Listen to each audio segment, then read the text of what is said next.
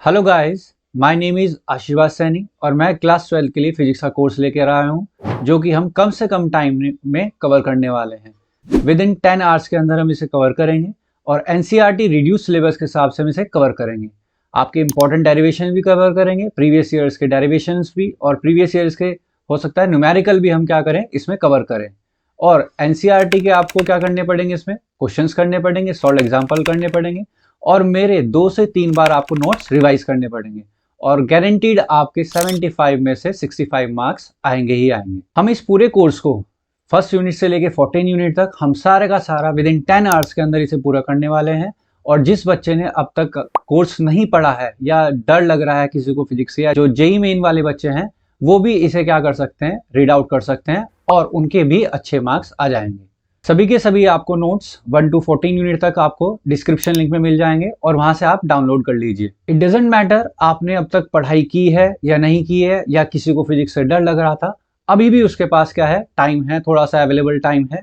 इसमें भी आप अगर रीड कर सकते हैं, नोट्स को 2-3 बार रिवाइज कर सकते हैं, एनसीईआरटी न्यूमेरिकल सॉल्व एग्जाम्पल्स कर सकते हैं, तो गारंटीड 65 मार्क्स आएंगे ही आएंगे। लास्ट वीडियो में हमने यूनिट फर्स्ट की थी, आज हम यूनिट सेकंड पढ़ने वाले हैं, electric potential and capacitance. Hello everyone, unit second शुरू करते हैं, electrostatic potential and capacitance. Electrostatic potential होता क्या है, आपके पास अगर एक सोर्स चार्ज है और इसकी अपनी एक फील्ड है और इन्फिनिटी पे कहीं ना कहीं क्या रखा हुआ है, एक टेस्ट चार्ज रखा हुआ है। इस टेस्ट चार्ज को इस फील्ड, सोर्स चार्ज की फील्ड तक आने के लिए जितना भी वर्कडन करना पड़ेगा, इस वर्कडन को ही हम क्या बोलेंगे, इलेक्ट्रिक पोटेंशियल बोलेंगे। कैलकुलेट करने के लिए हम कंसिडर करते हैं एक पॉइंट चार्ज जो कि ओ पॉइंट पे प्लेस किया गया है। वी पोटेंशियल होगी कहाँ पे, ए पॉइंट तक। ए पॉइंट तक इस सोर्स चार्ज की क्या एग्जिस्ट हो रही है, फील्ड एग्जिस्ट हो रही है। हमें इन्फिनिटी से इस ए पॉइंट तक लाना है। इन्फिनिटी से ए पॉइंट तक आते आते हमने कंसिडर करे 2 पॉइंट पी और क्यू, जिनकी स्मॉल एलिमेंट लेंथ कितनी होगी, डीएल होगी। टेस्ट चार्ज पी पॉइंट पे है, सोर्स चार्ज पी पॉइंट पे जो टेस्ट चार्ज एग्जिस्ट कर रहा है उससे फोर्स कितने लगाएगा, F equals to Q not of E exist करेगा। इस फोर्स का अपोज करके इस टेस्ट चार्ज को किधर मूव करना है, ए की साइड मूव करना है, तो वो कितनी फोर्स एग्जिस्ट करेगा, F equals to minus of Q not A.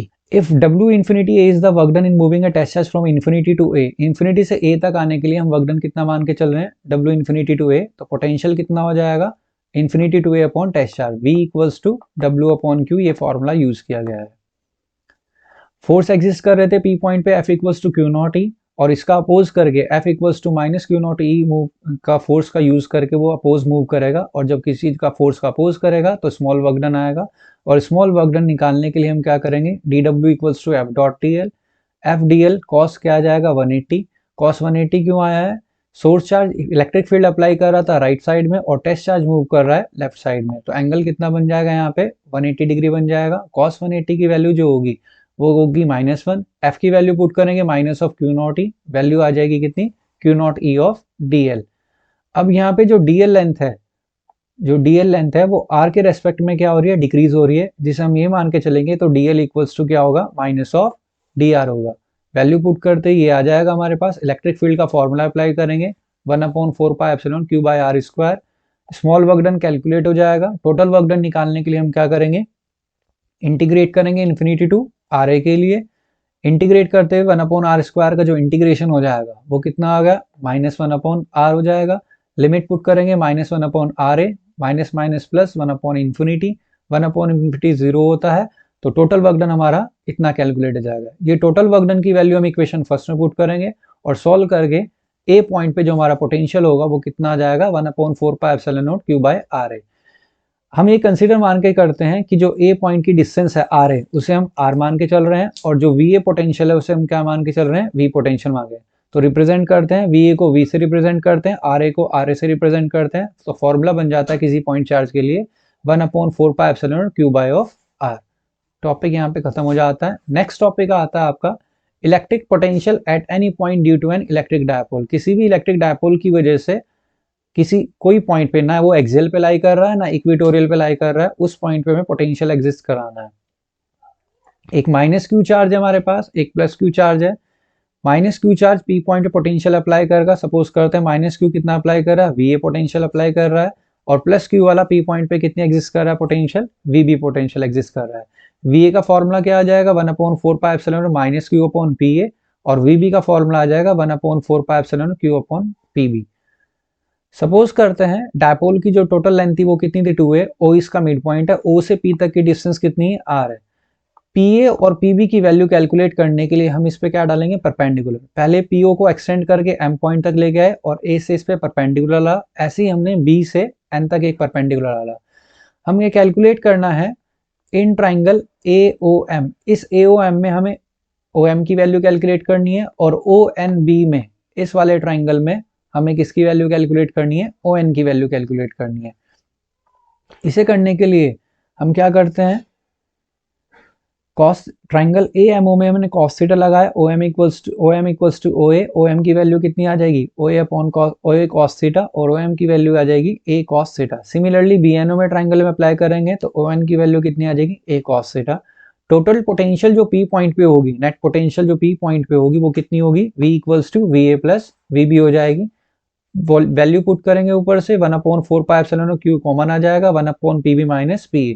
PB और पीए की वैल्यू निकालने के लिए हमने पहले से यहाँ पे परपेंडिकुलर डाल रखे थे, और पीबी की जो अप्रोक्सीमेट वैल्यू हो जाएगी वो किसके इक्वल हो जाएगी, पीएम। डायपोल की लेंथ स्मॉल होने की वजह से पी अप्रोक्सीमेटली किसके इक्वल होगा, पीएम के इक्वल होगा, और पीएम किसके इक्वल हो जाएगा, पीओ प्लस ओएम के इक्वल हो जाएगा। पीओ की वैल्यू कितनी आएगी, आर, और ओएम की वैल्यू अभी कैलकुलेट करी थी, ए कॉस थीटा। सिमिलरली जो पीबी होगा वो अप्रोक्सीमेटली इक्वल्स टू पीएन आ जाएगा, और पीएन किसके इक्वल होगा, PO minus of on. PO की वैल्यू आर है और ओएन की वैल्यू कितनी है, ए कॉस थीटा। इन दोनों वैल्यू को हम इक्वेशन फर्स्ट में यूज करेंगे और सॉल्व करके हमारा रिलेशन आ जाएगा ये। सॉल्व करने के बाद आर से आर कैंसिल आउट हो जाएगा, A cos theta 2a cos theta. 2a into Q को हम क्या लिख देंगे, डायपोल मोमेंट लिख देंगे, और नेट हमारा पोटेंशियल पी पॉइंट पे इतना हो जाएगा। अगर हमें एक्सेल लाइन पे निकालना है तो एक्सेल लाइन पे थीटा की वैल्यू क्या होती है, 0 होती है। 0 पुट करते ही हमारी वैल्यू क्या आ जाएगी, ये। और for small length of dipole हम क्या करेंगे, यहाँ से a स्क्वायर रिमूव कर देंगे और आंसर आ जाएगा 1/4 P अपॉन आर स्क्वायर। अगर इक्विटोरियल लाइन पे निकालना है तो थीटा की वैल्यू क्या होगी हमारे पास, 90, और cos 90 क्या होता है, 0। इक्विटोरियल पॉइंट होता है, वहां पे पोटेंशियल हमारा क्या होगा, 0। केवल एक्सेल लाइन पे ही क्या करता है, एग्जिस्ट करता है। नेक्स्ट टॉपिक आपका आता है electric field as a gradient of potential. इसके लिए हम मान के consider a point charge plus Q place at point O पे। Suppose V and V plus D V are the potential at point P and Q, और जिनकी distance कितनी होगी, P पॉइंट की O से डिस्टेंस होगी R, और Q की डिस्टेंस होगी R minus of D R. P point पे जो टेस्ट चार्ज है उस पर सोर्स चार्ज क्या लगाएगा, फोर्स लगाएगा F equals to Q naught E. इसका अपोज करके F equals to minus Q naught E का F equals to Q naught E का अपोज करके वो लेफ्ट साइड में क्या करेगा, मूव करेगा। If dw is the amount of work done in moving the test charge from P to Q, P से Q तक वर्क डन कितना मान के चल रहे हैं, dw मान के चल रहे हैं वर्क डन। और वर्क डन का फॉर्मूला क्या हो जाता है, V equals to W upon Q not. Potential का फॉर्मूला जो होता है basic formula V equals to W by Q। Potential कितनी हो जाएगी, V plus D V minus of D V. P point पे कितनी पोटेंशियल थी, V, और Q पॉइंट पे कितनी थी, V प्लस डी वी। तो फाइनल माइनस इनिशियल, और वर्क डन कितना है, dw, टेस्ट चार्ज कितना है, Q नॉट है। सॉल्व करके हमारी dv की वैल्यू आ जाएगी dw बाय Q नॉट। अब हमें वर्क डन कैलकुलेट करना है। वर्क डन कैसे कैलकुलेट करेंगे, जैसे पिछले टॉपिक में कैलकुलेट किया था। P पॉइंट पे जो फोर्स लग रही थी, सोर्स चार्ज लगाया था, F इक्वल्स टू कितनी लगाया था, Q नॉट E, और वो उसका अपोज करके F equals to minus Q not E से लेफ्ट साइड में क्या कर रहा था, मूव कर रहा था। तो वर्क डन का फॉर्मूला क्या हो जाएगा, फोर्स इंटू डिस्प्लेसमेंट हो जाएगा। सॉल्व करके कितना आ जाएगा, F dot D L cos 180। Cos 180 की वैल्यू कितनी हो जाएगी, -1। सॉल्व करके आ जाएगी Q not E into D L आ जाएगी।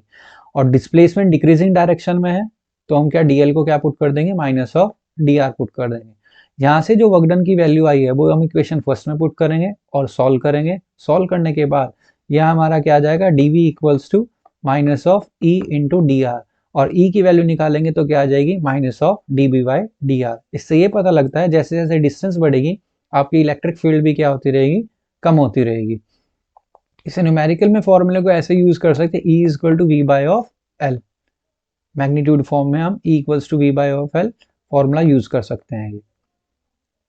नेक्स्ट टॉपिक आता है आपका इक्विपोटेंशियल सरफेस। जैसे पहले वाले चैप्टर में गॉसियन सरफेस पढ़ी थी जहाँ पे इलेक्ट्रिक फील्ड को यूनिफॉर्म बनाते हैं, ऐसे ही इक्विपोटेंशियल सरफेस में क्या होता है, एक ऐसी सरफेस जहाँ पे आपका हर पॉइंट पे इलेक्ट्रोस्टैटिक जो पोटेंशियल होगा वो क्या रहेगा, सेम रहेगा। Any surface which has the same electrostatic potential at every point is called equipotential surface. Equipotential surface की प्रॉपर्टीज क्या होती हैं, किसी भी इक्विपोटेंशियल सरफेस पे कोई भी वर्क डन नहीं होता। अब वर्क डन क्यों नहीं होता, मान के चलते हैं आपके पास कोई इक्विपोटेंशियल सरफेस है जिसमें 2 पॉइंट कंसिडर करते हैं ए और बी। ए पे पोटेंशियल कितना होगा VA और बी पे पोटेंशियल कितना होगा VB। और क्योंकि ये इक्विपोटेंशियल सरफेस है तो दोनों क्या हो जाएंगे, इक्वल हो जाएंगे। पोटेंशियल का फॉर्मूला यूज करके VA minus VB equal to WAB upon Q naught आ जाएगा। दोनों का पोटेंशियल सेम होगा तो V minus V equal to A, और सॉल्व करके वर्क डन की वैल्यू क्या हो जाएगी, 0 आ जाएगी। तो इक्विपोटेंशियल सरफेस पे कभी भी वर्क डन नहीं होता, और वर्क डन की वैल्यू 0 आ रही है तो इसका मतलब E डॉट डी एल किसके इक्वल होता है, वर्क डन के इक्वल, और E dot D L equals to 0। और इसका मतलब होगा जो E होगा वो सरफेस पे क्या रहेगा, परपेंडिकुलर। मतलब हमेशा इक्विपोटेंशियल सरफेस पे इलेक्ट्रिक फील्ड हमेशा क्या रहेगा, परपेंडिकुलर ही रहेगा। नेक्स्ट आती है equipotential surface help to distinguish region of strong field from those of weak field. हमें क्या बताता है, जैसे जैसे डिस्टेंस बढ़ेगी वैसे वैसे इलेक्ट्रिक फील्ड भी क्या होता रहेगा, कम होता रहेगा। तो हम ये डिस्टिंग्विश कर सकते हैं कहाँ पे स्ट्रॉन्ग फील्ड है और कहाँ पे वीक फील्ड है। और कभी भी दो इक्विपोटेंशियल सरफेस आपके इंटरसेक्ट नहीं करती। ये बेसिक प्रॉपर्टीज थी आपकी इक्विपोटेंशियल सरफेस की। अब इक्विपोटेंशियल सरफेस बनती कैसे है, ड्रॉ कैसे होती है। अगर हमारे पास यूनिफॉर्म इलेक्ट्रिक फील्ड है तो उसके लिए इक्विपोटेंशियल सरफेस कैसे होंगी, उसके लिए इक्विपोटेंशियल सरफेस प्लेन सरफेस कहलाई जाएंगी। तो हमारे पास plane set of parallel planes मिल जाएगा अगर यूनिफॉर्म इलेक्ट्रिक फील्ड है। फॉर्मूले से हम बताते हैं E equals to minus of dV by magnitude मिल गया तो माइनस साइन हट जाएगा। dV इलेक्ट्रिक फील्ड यूनिफॉर्म होने की वजह से क्या हो जाएगी, कांस्टेंट, तो dV upon dr equals to constant. और पोटेंशियल किस पे डिपेंड कर रहा है आपका, dr पे। डिस्टेंस बढ़ती रहेगी पोटेंशियल भी बढ़ता रहेगा। इस वजह से आपकी अगर यूनिफॉर्म इलेक्ट्रिक फील्ड है तो इक्विपोटेंशियल सरफेस प्लेन बनेगी। अगर हम आइसोलेटेड पॉइंट चार्ज के लेके चलते हैं, पॉजिटिव चार्ज या नेगेटिव चार्ज, तो आइसोलेटेड पॉइंट चार्ज के लिए जो इक्विपोटेंशियल सरफेस होती है वो कंसेंट्रिक सर्कुलर फॉर्म में आती है, कंसेंट्रिक स्फेरिकल शेल की फॉर्म में। दोनों के लिए इलेक्ट्रिक फील्ड की अगर डायरेक्शन शो कर रहे हैं तो पॉजिटिव चार्ज के लिए बाहर की तरफ इलेक्ट्रिक फील्ड जाती है और नेगेटिव चार्ज के लिए अंदर की तरफ आती है। अगर हम सिस्टम ऑफ टू पॉइंट्स के लिए करें, एक डायपोल लेके चल रहे हैं, एक नेगेटिव चार्ज है एक पॉजिटिव चार्ज है, तो नेगेटिव चार्ज में पहले कंसेंट्रिक सर्कल मिल जाएंगे इक्विपोटेंशियल सरफेस, फिर इस पे भी इक्विपोटेंशियल सरफेस बन जाएगी। इलेक्ट्रिक फील्ड हमने इलेक्ट्रिक फील्ड लाइन से शो कर रही है। और डायपोल के लिए हम ये भी कह सकते हैं इनके मिड पॉइंट पे कहीं ना कहीं पोटेंशियल क्या होगा, 0। At the mid point of dipole electric potential is always 0। अगर पॉजिटिव पॉजिटिव चार्ज है तो पॉजिटिव पॉजिटिव में पहले तो क्या बनेंगे, कंसेंट्रिक सर्कल्स बनेंगे, फिर दोनों की पोटेंशियल क्या करेंगे, रिपेल करने की कोशिश करेंगे, तो उसका जो डायग्राम बनेगा कुछ लगभग ये आपकी सरफेसेस होती हैं इक्विपोटेंशियल सरफेसेस। नेक्स्ट टॉपिक आपका आता है electric potential energy of a system of charge. अगर हमारे पास सिस्टम ऑफ चार्जेस अवेलेबल है तो कितनी पोटेंशियल एनर्जी होगी वहां पे। तो हम मान के चल रहे हैं, कोऑर्डिनेट फ्रेम मान के चल रहे हैं XYZ, जिसमें एक A पॉइंट कंसिडर करें जहां पे चार्ज कितना है, Q1 है, दूसरा B पॉइंट है जहां पे चार्ज Q2 है, और इनकी पोजीशन वेक्टर कितनी है, R1 और R2 है। अगर हमें पोटेंशियल निकालना है तो सबसे पहले इन दोनों चार्ज को क्या करना पड़ेगा, यहाँ से रिमूव करना पड़ेगा। और पहले फर्स्टली क्या ब्रिंग करते हैं, Q1 चार्ज को लगता है। Firstly bring charge Q1 to position A। जब Q1 चार्ज को A पॉइंट पे लेके आएंगे इन्फिनिटी से, तो यहाँ पे इसका चार्ज का कोई भी अपोज करने वाला नहीं है। अगर अपोज करने वाला नहीं है तो इसकी वजह से वर्क डन क्या होगा, 0। तो जब Q1 चार्ज को इन्फिनिटी से A पॉइंट तक लेके आएंगे तो इसका कोई अपोज नहीं करेगा, और अगर अपोज नहीं करेगा तो इसके लिए वर्क डन क्या होगा, 0 होगा। उसके बाद हम क्या लेके आएंगे, इन्फिनिटी से Q2 चार्ज को लेके आएंगे B पॉइंट तक। जब Q2 चार्ज को B पॉइंट पे लेके आएंगे इसकी वजह से वर्क डन होगा। क्यों होगा, क्योंकि Q1 वाला उस पर क्या करेगा, फोर्स अप्लाइड कर रहा होगा, तो इलेक्ट्रोस्टैटिक फोर्स को वो अपोज करता हुआ वहां तक आएगा। और जब किसी चीज का अपोज करते हैं तो वर्क डन होगा। कैलकुलेट कैसे करेंगे, वर्क डन इक्वल्स टू क्या हो जाएगा आपका, पोटेंशियल इनटू चार्ज। पोटेंशियल किसकी वजह से एग्जिस्ट हो रही है, Q1 की वजह से, और किस पे लग रही है, Q2 चार्ज की। बेसिक फॉर्मूला हमने यही यूज करा है, W equals to V into Q।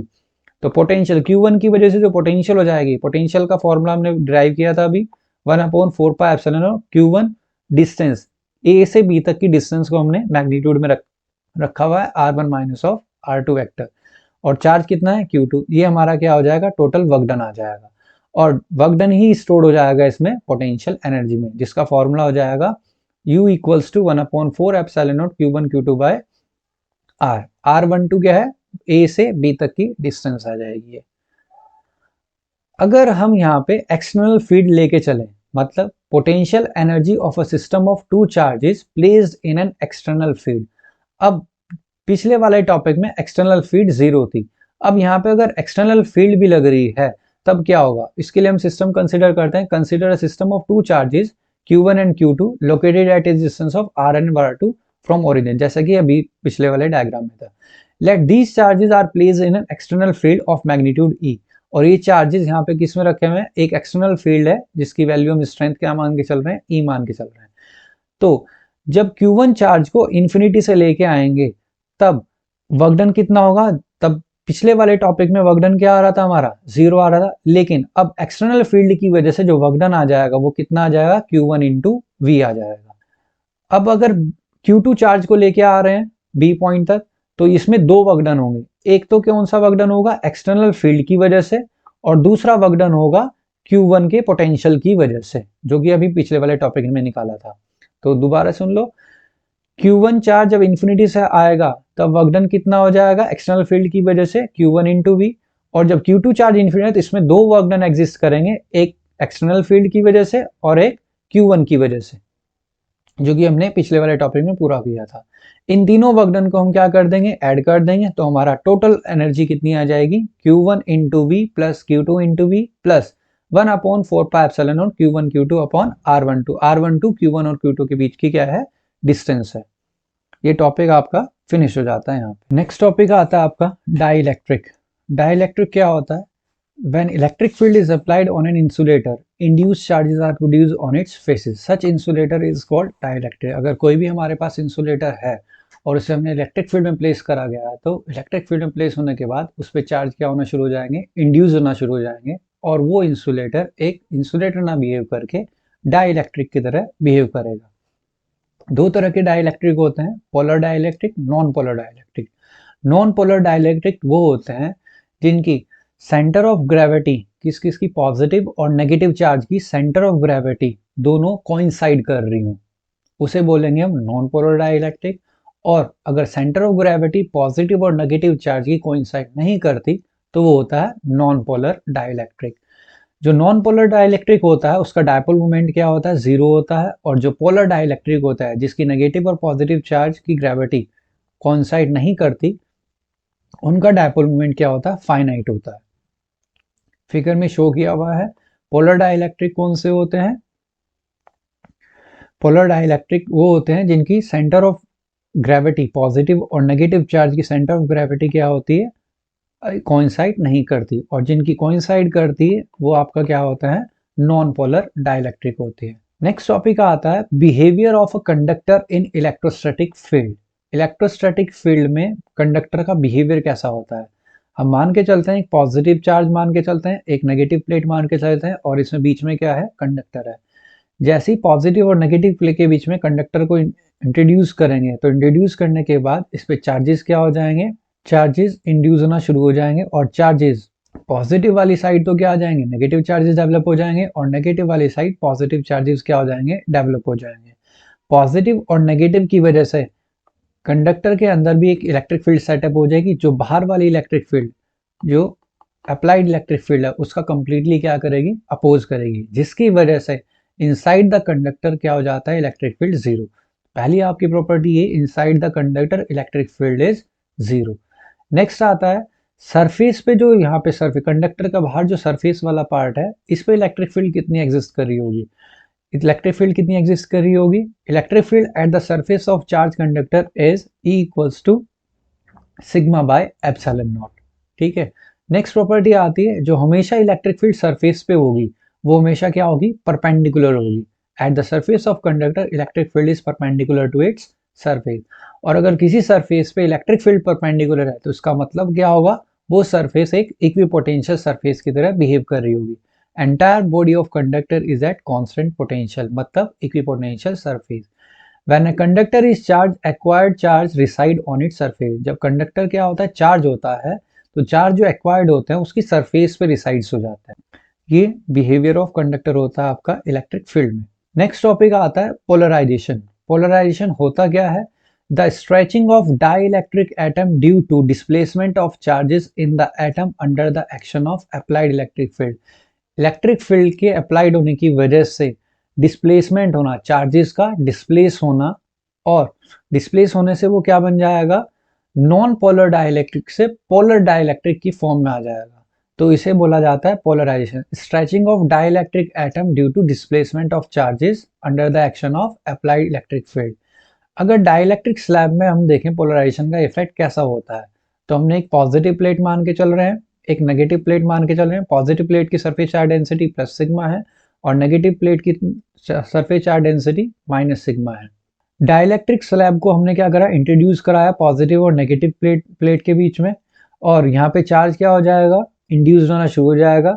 Positive charge की साइड क्या हो जाएगा, नेगेटिव चार्ज इंड्यूस्ड हो जाएगा, और नेगेटिव चार्ज की साइड पॉजिटिव चार्ज क्या हो जाएगा, इंड्यूस्ड हो जाएगा, जिसकी वजह से यहाँ पे भी एक इलेक्ट्रिक फील्ड अप्लाई होगी, जिसे हम क्या बोलते हैं, पोलराइजिंग इलेक्ट्रिक फील्ड, जो स्लैब के सरफेस चार्ज की वजह से आई है। अप्लाइड इलेक्ट्रिक फील्ड हमारी कितनी है, ई नोट है। ये जो ईपी होगा ये कभी भी अप्लाइड इलेक्ट्रिक फील्ड को कंप्लीटली नहीं करता, रिमूव नहीं कर पाता। तो इलेक्ट्रिक फील्ड अब कितनी बची होगी, यहाँ पे स्लैब के पास इलेक्ट्रिक फील्ड कितनी बची होगी, applied electric field minus of polarising electric field, और उस इलेक्ट्रिक फील्ड को हम क्या बोल देंगे, reduced value of electric field, जो कि हमारी ये आती है E not minus of E P आती है। नेक्स्ट टॉपिक आपका आता है डाइलेक्ट्रिक कांस्टेंट। डाइलेक्ट्रिक कांस्टेंट होता क्या है, the ratio of strength of applied electric field to the strength of reduced value of electric field. अभी हमने पिछले टॉपिक में हमारी अप्लाइड इलेक्ट्रिक फील्ड कितनी थी, ई नॉट थी, और रिड्यूस्ड वैल्यू हमारी कितनी आई है, ई आई है। तो इस रेशियो को, applied electric field to the reduced value of electric field के रेशियो को हम क्या बोलते हैं, डाइलेक्ट्रिक कांस्टेंट बोलते हैं, जिसे हमने पहली वाली यूनिट में के को किससे डिनोट किया था, एप्सिलॉन आर से भी। आप के से डिनोट भी कर सकते हैं और एप्सिलॉन आर से भी डिनोट कर सकते हैं। ई नोट हमारी अप्लाइड इलेक्ट्रिक फील्ड है और कैपिटल ई हमारी क्या है, reduced value of electric field. Dielectric constant की वैल्यू हमेशा क्या होती है, ग्रेटर देन 1 ही होगी, लेस देन 1 कभी नहीं होती। नेक्स्ट टॉपिक आता है आपका पोलराइजेशन डेंसिटी। पोलराइजेशन डेंसिटी क्या होता है, dipole moment per unit volume. The induced dipole moment developed per unit volume in a dielectric slab on placing it inside the electric field. किसी भी डाइलेक्ट्रिक स्लैब को अगर इलेक्ट्रिक फील्ड में place करेंगे तो वहां पे जो इंड्यूस्ड डायपोल मोमेंट डेवलप्ड होगा पर यूनिट वॉल्यूम में, उसे हम क्या बोलेंगे, पोलराइजेशन डेंसिटी। डायपोल मोमेंट का फॉर्मूला क्या होता है, चार्ज इंटू डिस्टेंस। तो चार्ज हम क्यू मान के चलते हैं और डिस्टेंस कितनी मान के चल रहे हैं, डी। वॉल्यूम हम क्या लेके चलते हैं, area into distance. Area into distance, D से डी कैंसिल आउट हो जाएगा, चार्ज अपॉन एरिया, और चार्ज अपॉन एरिया को हम क्या बोलते हैं, सरफेस चार्ज डेंसिटी। और सरफेस चार्ज डेंसिटी हमने सबस्क्रिप्ट में क्या लगाया है, पी लगाया है, पोलराइजिंग की वजह से। तो सिग्मा पी हमारा क्या होगा, पोलराइजिंग सरफेस चार्ज डेंसिटी होगा। और कैपिटल पी क्या डिनोट कर रहा है, पोलराइजेशन डेंसिटी डिनोट कर रहा है। हमने भी रिड्यूस फॉर्मूला पढ़ा था इलेक्ट्रिक फील्ड का, E equals to E not minus of EP. E naught का ई नॉट रहेगा, ईपी की वैल्यू कितनी हो जाएगी, surface charge upon epsilon naught, और पोलराइजिंग सरफेस चार्ज डेंसिटी कितनी होती है हमारी, अभी निकाल के आए थे, पी के इक्वल थे, तो पी अपॉन एप्सिलॉन नॉट। ये हमारा एक बेसिक फॉर्मूला बन जाता है। नेक्स्ट टॉपिक आपका आता है इलेक्ट्रिक ससेप्टिबिलिटी। इलेक्ट्रिक ससेप्टिबिलिटी होता क्या है, polarisation density of a dielectric slab is directly proportional to the reduced value of electric field. जो पोलराइजेशन डेंसिटी अभी पिछले टॉपिक में पढ़ी थी, वो डायरेक्टली प्रोपोर्शनल किसके इक्वल होगी, reduced value of electric field. इसका फॉर्मूला क्या आ जाता है, P इक्वल्स टू एक कांस्टेंट टर्म आएगी जिसे बोला जाता है इलेक्ट्रिक ससेप्टिबिलिटी, एप्सिलॉन नॉट भी कांस्टेंट टर्म है, और reduced value of electric field. हमने पीछे एक फॉर्मूला पढ़ा था reduced value of electric field का, E equals to E not minus of EP. EP को हम सॉल्व कर सकते हैं सिग्मा बाय एप्सिलॉन नॉट में, और सिग्मा को हम क्या लिख सकते हैं, पोलराइजेशन डेंसिटी P लिख सकते हैं। और P की वैल्यू हमारे पास क्या निकली थी, electric susceptibility epsilon naught into electric field, reduced value of electric field. इसकी वैल्यू पुट करेंगे, एप्सिलॉन नॉट से एप्सिलॉन नॉट कैंसिल आउट हो जाएगा, और बचेगा कितना आपके पास, E equals to E not minus of electric susceptibility into E। इसे लेफ्ट साइड लेके आएंगे, और लेफ्ट साइड लाने के बाद E इसमें से कॉमन ले लेंगे। कॉमन लेने के बाद हमारा क्या बचेगा, ये बचेगा। E को हम ई नॉट के नीचे लेके जाएंगे, और E naught upon E applied electric field to the reduced value of electric field को हम क्या बोलते हैं, डाइलेक्ट्रिक कांस्टेंट। तो आपका रिलेशन आ जाता है 1 plus susceptibility equals to dielectric constant. मतलब डाइलेक्ट्रिक कांस्टेंट की वैल्यू हमेशा 1 से ज़्यादा ही होगी, जो कि पिछले टॉपिक में आपको बताया गया था। नेक्स्ट टॉपिक आपका आता है इलेक्ट्रिकल कैपेसिटेंस। कैपेसिटेंस होता क्या है, ability to store electric charge. जो चार्ज को स्टोर करने की वाली एबिलिटी होती है वो कैपेसिटेंस के पास होती है। तो ability to store charge is known as electrical capacitance. किसी भी कंडक्टर को हम कुछ चार्ज प्रोवाइड कराते हैं तो उसका मतलब उसका पोटेंशियल क्या हो रहा होगा, रेज्ड हो रहा होगा। When a conductor is given some electric charge it is raised to some potential. और चार्ज किस पे डिपेंड कर रहा है, पोटेंशियल पे डिपेंड कर रहा है। तो Q directly proportional to V, proportionality sign हटाएंगे, एक कांस्टेंट टर्म आएगी Q is equal to CV। C यहाँ पे क्या होगा, कांस्टेंट टर्म होगी जिसे हम क्या बोलते हैं, कैपेसिटेंस ऑफ कंडक्टर बोलते हैं। जो कैपेसिटेंस होता है कंडक्टर का वो केवल डिपेंड किस पे करता है, शेप एंड साइज पे डिपेंड करता है। वो नेचर ऑफ मटेरियल पे डिपेंड नहीं करता, केवल साइज और शेप पे डिपेंड करेगा, नेचर पे डिपेंड नहीं करेगा। यहाँ से फॉर्मूला क्या आ जाएगा कैपेसिटेंस का, C is equal to Q by V। Charge की जो यूनिट होती है वो कोलम्ब होती है और पोटेंशियल की यूनिट क्या होती है, वोल्ट होती है।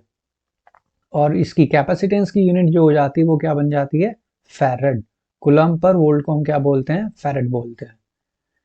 कैपेसिटर एक्चुअल में होता क्या है, कैपेसिटेंट होता क्या है, एक अरेंजमेंट होता है, दो मेटेलिक कंडक्टर्स होते हैं। When one conductor is connected to and other conductor has ability to store charge. एक मान लेते हैं हम प्लेट हमारे पास ए है जिसपे पॉजिटिव चार्ज है, एक अनचार्ज कंडक्टर को हमने प्लेस करा, एक हमारे पास चार्ज कंडक्टर था, पॉजिटिव चार्ज था इस प्लेट के पास। जितना पॉजिटिव चार्ज देंगे उतना इसका पोटेंशियल क्या होता रहेगा, राइज होता रहेगा। एक अनचार्ज कंडक्टर प्लेट हमने रखी भी, जब अनचार्ज कंडक्टर के पास अनचार्ज कंडक्टर रखेंगे तो चार्ज क्या हो जाएगा, इंड्यूस्ड हो जाएगा कुछ इस तरह से। यहाँ पे नेगेटिव और पॉजिटिव की वजह से इसका पोटेंशियल क्या हो जाता है, रिड्यूस हो जाता है। इसका पोटेंशियल रिड्यूस ना हो उसके लिए हम क्या करते हैं, इस पॉजिटिव चार्ज को क्या कर देते हैं, अर्थ कर देते हैं। और अर्थ करने की वजह से इसका पॉजिटिव सारा का सारा अर्थ में चला जाता है। अर्थ का पोटेंशियल क्या होता है, इनफाइनाइट पोटेंशियल होता है, सॉरी जीरो पोटेंशियल होता है, कितना भी दे दो उसका जीरो ही पोटेंशियल रहेगा। और यहाँ पे अब क्या बचा, एक पॉजिटिव चार्ज प्लेट ए पे और प्लेट बी पे बचा नेगेटिव चार्ज। तो अब ये क्या कर रहा है, जितना भी चार्ज देंगे वो सारा का सारा क्या होता रहेगा, स्टोर होता रहेगा। तो एक ऐसा अरेंजमेंट जिसमें क्या होता है, दो मेटल प्लेट होती है जिसमें एक पॉजिटिव चार्ज होगा, एक प्लेट पे नेगेटिव चार्ज होगा और एक राइट साइड उसके हम क्या कर देंगे, अर्थ कर देंगे। तो ये क्या बन जाएगा आपका कैपेसिटर। ये अरेंजमेंट हमारा क्या करेगा, चार्ज को स्टोर करने का काम करेगा जिसे हम बोलते हैं कैपेसिटर। अगर हमारे पास कोई स्फेरिकल कंडक्टर है तो उसका कैपेसिटेंस कितना होगा, मान के चलते हैं कि स्फेरिकल कंडक्टर जिसकी रेडियस स्मॉल आर है, चार्ज कितना है, क्यू है सेंटर पे भी और सरफेस पे भी उसका चार्ज कितना है, क्यू। सेंटर पे भी क्यू चार्ज है और सरफेस पे भी कितना चार्ज है, क्यू चार्ज है। अगर हम पोटेंशियल निकाले एट एनी पॉइंट, पोटेंशियल का फॉर्मूला हमारे पास क्या होता है, V equals to 1/4 epsilon naught Q by R। और कैपेसिटेंस का भी फॉर्मूला पड़ा, C equal to Q by V। Q आपका Q रहेगा, पोटेंशियल का फॉर्मूला ये रख देंगे और सॉल्व करके हमारे पास कैपेसिटेंस कितना आ जाएगा, 4 एप्सिलॉन नॉट इंटू R। इतने फैरेड कैपेसिटेंस आ जाएगा। नेक्स्ट टॉपिक आता है, मोस्ट इंपॉर्टेंट है parallel plate capacitor. Parallel plate capacitor में क्या होता है, it consist of two conducting plate. एक कंडक्टिंग प्लेट ए है हमारे पास, एक कंडक्टिंग प्लेट बी है। जो प्लेट ए है उस पर पॉजिटिव चार्ज था, पॉजिटिव चार्ज की वजह से जो प्लेट बी है उस पर चार्ज इंड्यूस्ड हो जाएगा, माइनस क्यू और प्लस क्यू। जो प्लस क्यू चार्ज था उसे हमने क्या कर दिया, अर्थ कर दिया। तो दो चार्जेस अवेलेबल हुए यहाँ पे, एक प्लस क्यू चार्ज और एक माइनस क्यू। सपोज करते हैं दो प्लेट के बीच में डिस्टेंस कितना है, डी है, और दोनों का एरिया जो है वो कितना है, कैपिटल ए मान के चल रहे हैं। सबसे पहले इन दोनों के बीच में हम क्या निकाल देते हैं, पोटेंशियल डिफरेंस। मान के चलते हैं if V is the potential difference between the two plates then V equals to क्या हो जाएगा, E इंटू डी। हमने पढ़ा था एक topic electric field as a gradient of potential, जिसमें फॉर्मूला बताया था E equals to V upon L। यहाँ पे डिस्टेंस हम क्या हमारे D मान के चले, तो V की वैल्यू कितनी आ जाती है यहाँ पे, V equals to E D आ जाती है। इलेक्ट्रिक फील्ड सरफेस पे जो इलेक्ट्रिक फील्ड का हमने फॉर्मूला पढ़ा था, E इक्वल्स टू कितना होता है, सिग्मा बाय एप्सिलॉन नॉट, वो हमने यहाँ पे पुट किया, ये आ जाएगा। और सरफेस चार्ज डेंसिटी को हम क्या लिखते हैं, चार्ज अपॉन एरिया, ये आ जाएगा। ये पोटेंशियल हमारा कैलकुलेट हो जाएगा इतना। If C is the capacitance between the two plates, दो प्लेट के बीच में कैपेसिटेंस कितना मान के चल रहे हैं हम, C मान के चले, तो C का फॉर्मूला क्या हो जाएगा, Q बाई V। Q का Q एज इट इज रहेगा, V की वैल्यू जो ये निकाली थी ऊपर ये पुट करेंगे और सॉल्व करके हमारा कैपेसिटेंस कितना आ जाएगा, epsilon naught A upon D आ जाएगा। अगर दोनों प्लेट के बीच में जो हमने ऊपर प्लेट्स मानी थी, अगर उन प्लेट्स के बीच में फ्री स्पेस ना होके या वैक्यूम ना होके हम कोई मीडियम को इंसर्ट कर देते हैं, कोई भी डाइलेक्ट्रिक मीडियम जिसका डाइलेक्ट्रिक कांस्टेंट कितना हो, K, अगर वो इंसर्ट कर देंगे तो कैपेसिटेंस पे क्या फर्क पड़ेगा। तो सबसे पहले मैंने बताया था इलेक्ट्रिक फील्ड पे फर्क पड़ता है, ये मैंने पीछे भी फॉर्मूला पीछे चैप्टर में बताया था। इलेक्ट्रिक फील्ड जो मीडियम में इलेक्ट्रिक फील्ड आएगी वो कितना आती है, 1/k times of electric field in vacuum. तो फॉर्मूला ये हो जाएगा, जो इलेक्ट्रिक फील्ड आएगी वो क्या हो जाएगी, रिड्यूस्ड हो जाएगी 1/k times sigma by epsilon not. Sigma को हम क्या लिख सकते हैं, चार्ज अपॉन एरिया। और पोटेंशियल का हमारे पास फॉर्मूला, इलेक्ट्रिक फील्ड अगर रिड्यूस हो रही है तो उसका मतलब पोटेंशियल भी रिड्यूस हो रही है। V equals to E D आ जाएगा, ई की वैल्यू पुट करेंगे 1/k सिग्मा बाय एप्सिलॉन।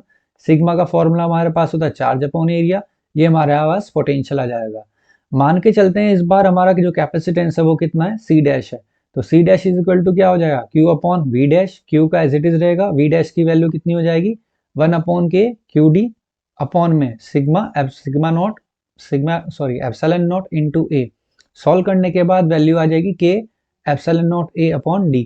और epsilon naught A upon D अभी पिछले इसमें निकाला था, अभी कैपेसिटेंस निकाला था epsilon naught A upon D। इसे हम क्या लिख सकते हैं, कैपिटल C लिख सकते हैं।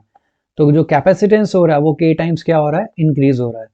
आपकी फोर्स भी डिक्रीज होती है डाइलेक्ट्रिक की वजह से, आपका इलेक्ट्रिक फील्ड भी रिड्यूस होता है 1/k टाइम्स C, और पोटेंशियल भी रिड्यूस्ड होता है। केवल बढ़ता कौन है डाइलेक्ट्रिक मीडियम की वजह से, कैपेसिटेंस बढ़ता है K टाइम्स, बाकी सारे क्या होते हैं, रिड्यूस होते हैं K टाइम्स। नेक्स्ट टॉपिक आता है आपका कॉम्बिनेशन ऑफ कैपेसिटर। जैसे रजिस्टर्स होते हैं सीरीज और पैरेलल, ऐसे ही कैपेसिटर भी क्या होते हैं, सीरीज और पैरेलल में आता है।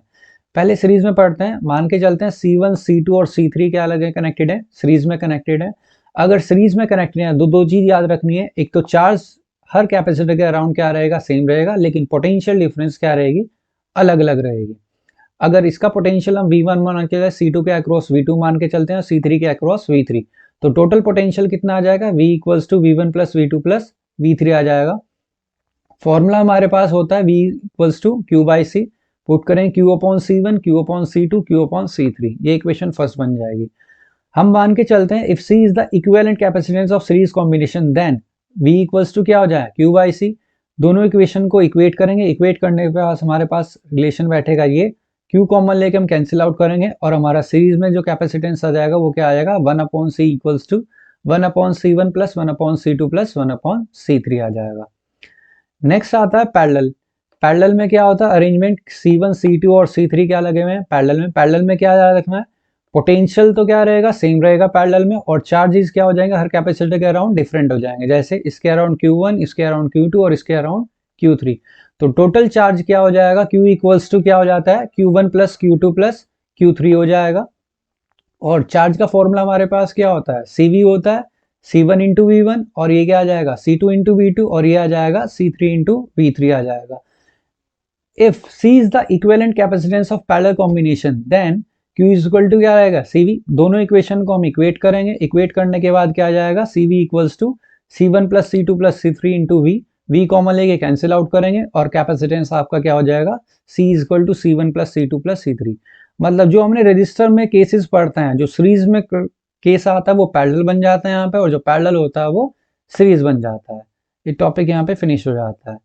नेक्स्ट टॉपिक आपका आता है energy stored in a charge capacitor. Charge capacitor में कितनी एनर्जी स्टोर होती है, एनर्जी स्टोर मतलब कि आपको पहले वर्क डन निकालना पड़ेगा।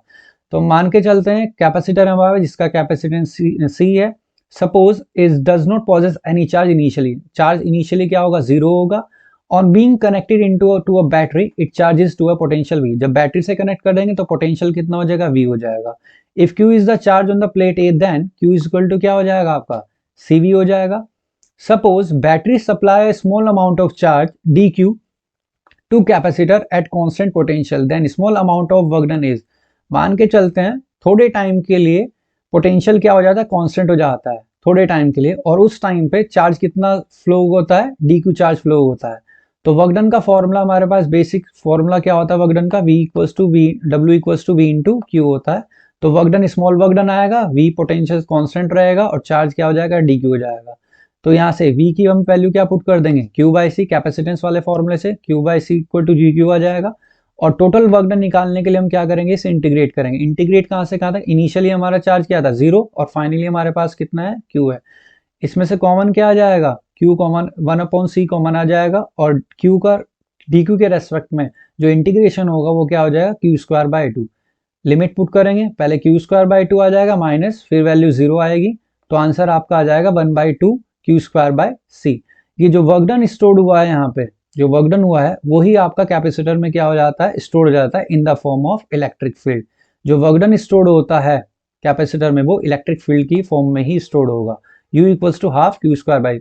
Q इक्वल टू क्या होता है, CV होता है, पुट करेंगे तो एक फॉर्मूला आपका ये बन जाएगा हाफ CV स्क्वायर। एक स्पेशल केस अगर ये आता है, अगर आपके पास पैरेलल प्लेट कैपेसिटर है, तो पैरेलल प्लेट कैपेसिटर का फॉर्मूला हमने डिराइव किया था अभी, C इक्वल टू क्या होता है, एप्सिलॉन नॉट अपॉन डी। और चार्ज का फॉर्मूला क्या होता है, जो कैपेसिटर की प्लेट है उस पर चार्ज कितना होगा, Q equals to sigma into A. ये फॉर्मूला कहाँ से आया, sigma is equal to charge upon A से आया। Q सरफेस चार्ज डेंसिटी का जो फॉर्मूला होता है, तो Q इक्वल टू क्या हो जाएगा, सिग्मा इंटू ए। और सिग्मा को हम क्या लिख सकते हैं, इलेक्ट्रिक फील्ड के फॉर्म में सिग्मा बाय एप्सिलॉन नॉट होता है, तो सिग्मा की वैल्यू हो जाएगी एप्सिलॉन नॉट इंटू ई हो जाएगी।